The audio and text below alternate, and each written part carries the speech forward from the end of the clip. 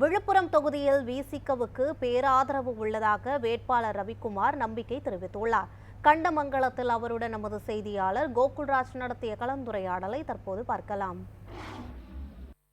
விழுப்புரம் நாடாளுமன்ற தொகுதியில் விடுதலை சிறுத்தை கட்சி சார்பில் 11வது நாளாக தேர்தல் பிரச்சாரத்தை ரவிக்குமார் ஈடுபட்டு கொண்டிருக்கிறார். அவரிடம் கேட்போம், மக்கள் அவருக்கு எவ்வாறு ஆதரவு வைக்கிறார்கள். சார், உங்களுக்கு எப்படி சார் ஆதரவு கொடுக்குறாங்க? இன்னைக்கு நீங்கள் போயிருக்கீங்கல்ல கண்டமங்கலம் பகுதியில். இன்றைக்கு கண்டமங்கலம் ஒன்றியத்துக்கு உட்பட்ட கிராமங்களில் நாங்கள் வாக்கு சேகரிக்கிறோம். மக்களுடைய பேராதரவு பார்க்கும்போது ரொம்ப மகிழ்ச்சியாக உற்சாகமாக இருக்கிறது.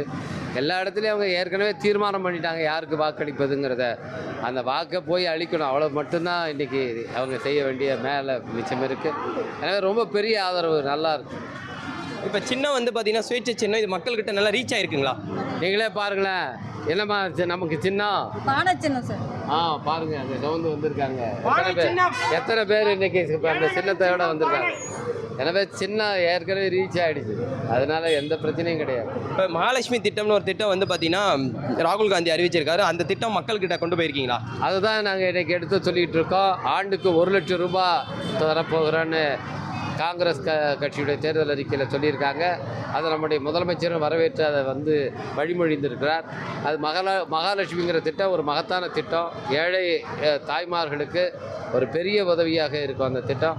அந்த திட்டத்தை பற்றி இப்போ அது ஏன்னா ஊடகங்களில் அவ்வளோவா மக்களுக்கு போய் ரீச் ஆகலை. அதனால் அது சொல்லும் போது அது பெரிய மக்கள் மத்தியில் நல்ல வரவேற்பு இருக்குது. ஏமா 1 லட்சம் ரூபா ஆண்டுக்கு கொடுக்குறேன்னு சொன்னாங்க, நல்ல திட்டம் தானே? ஆமாம் சார், நல்ல திட்டம் தான்.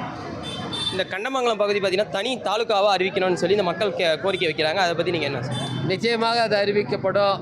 ஏன்னா இன்றைக்கி சிறிய மாவட்டங்கள் சிறிய தாலுக்காக்கள் பிரித்து அறிவித்து தொடர்ச்சியாக அறிவிச்சிட்ருக்காங்க.